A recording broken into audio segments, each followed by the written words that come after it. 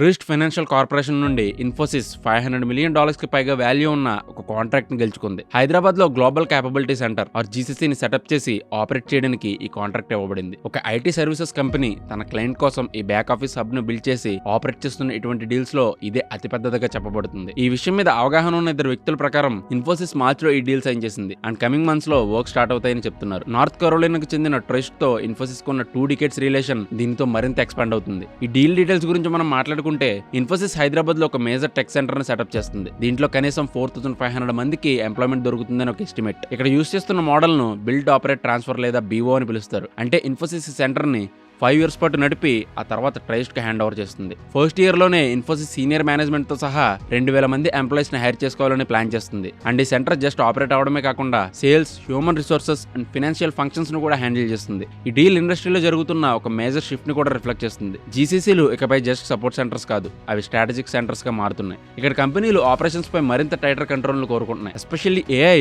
Decision making and customer facing systems కి center గా మారుతున్నందున. అట్ ది సేమ్ టైం ఇటువంటి మోడల్స్ ట్రెడిషనల్ అవుట్సోర్సింగ్ వర్క్ ని రీప్లేస్ చేయగలమనే కన్సర్న్స్ కూడా ఈ చేంజ్ పెంచుతుంది. ఈ డీల్ త్రూ ఇన్ఫోసిస్ కనీసం $100 మిలియన్ రెవెన్యూ ఎర్న్ చేయొచ్చు అని ఒక ఎస్టిమేట్. ఇది కరెంట్ ఫిస్కల్ ఇయర్ కి సుమారు 0.5% additional revenue. Infosys financial year 26 లో $20.16 బిలియన్ రెవెన్యూ రిపోర్ట్ చేసింది. లాస్ట్ ఇయర్ తో పోలిస్తే 4.57% గ్రోత్ రిజిస్టర్ చేసింది. అండ్ ఈ ఫైనాన్షియల్ ఇయర్ లో కాన్స్టెంట్ కరెన్సీ పరంగా 1.5 నుండి 3.5% గ్రోత్ ఎస్టిమేట్ చేసింది. మరోవైపు ట్రస్ట్ లాస్ట్ ఇయర్ 52% గ్రోత్ తో $20.52 బిలియన్ రెవెన్యూ రిపోర్ట్ చేసింది. అండ్ ఇన్ఫోసిస్ దృష్టిలో అసెట్స్ పరంగా ఇది US లో 7th largest bank. Demand signals mixed గా ఉన్న టైంలో ఈ డీల్ కుదిరింది. ఆ కంపెనీ డైమ్లర్ నుండి 0.75 నుండి 1% వరకు రెవెన్యూ ఇంపాక్ట్ ని ఎదుర్కొంటుంది. అండ్ దాని టాప్ క్లయింట్స్ గా ఉన్న డైమ్లర్ అండ్ మెర్సిడీస్ బెంజ్ నుండి సుమారు $150 మిలియన్ నష్టపోతుందని ఒక ఎస్టిమేట్ వేయబడింది. ఇది ఇలా ఉండగా JP Morgan, city bank and bank of America లాంటి బిగ్ గ్లోబల్ బ్యాంక్స్ ఇప్పటికే ఇండియాలో భారీ జీసీసీలను నడుపుతున్నాయి. వీటిలో ప్రతి ఒక్కటి 10,000 కంటే ఎక్కువ మందికి ఎంప్లాయ్మెంట్ కల్పిస్తూ ఎక్స్పాండ్ అవుతూనే ఉన్నాయి. నాస్కామ్ ప్రకారం